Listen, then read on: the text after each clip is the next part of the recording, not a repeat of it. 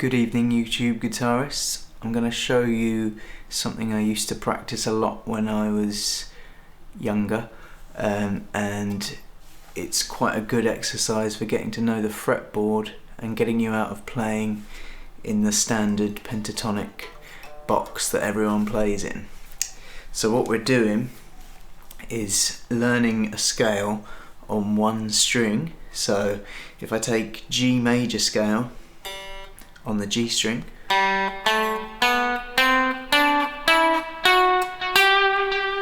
and you can continue that on till you run out of frets, and what you want to try and do is solo on just that one string. So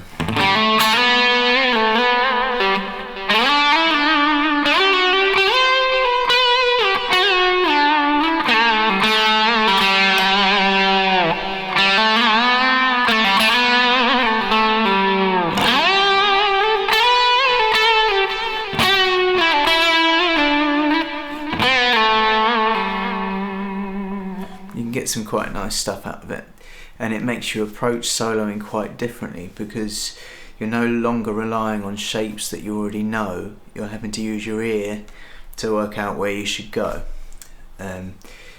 So let's work out what G major scale is. So it's open on the G, 2, 4, 5, 7, 9, 11, 12. And then to carry that on into the next octave, 14, 16, 17, 19, 21. And that would be it, even if you had 22 frets. So what you can do is try and come up with some sort of melody, perhaps, to begin with.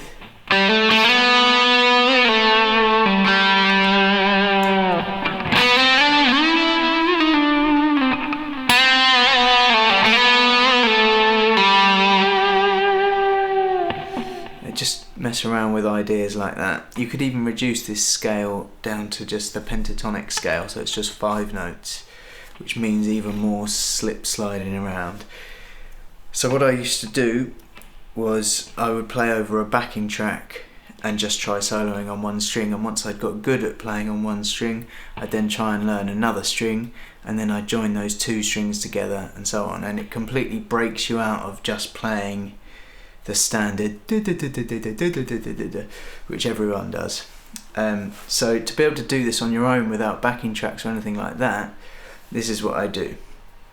Take a normal power chord, so in this case we're going to use the power chord C, and we're going to use the notes on the G string of G major scale. So what you can do is just start your solo off by outlining the notes of the power chord.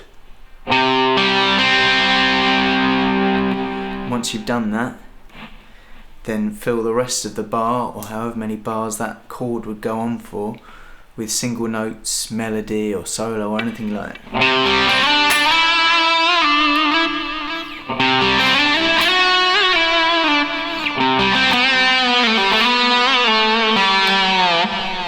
And then you can add in another chord just to mix things up.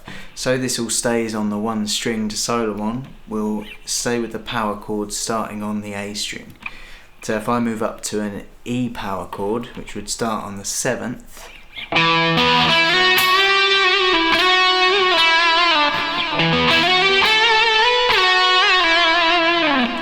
quite a cool sound, but still playing exactly the same string and the same scale.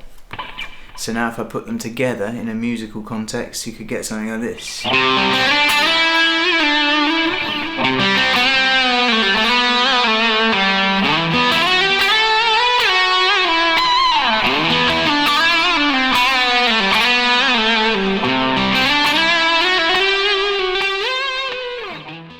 It's just something you can mess around with and have a lot of fun with, and it really will increase your fretboard knowledge, and all you're actually learning is just the notes of one scale on one string, but trying to be creative with it. I hope this helps. Cheers.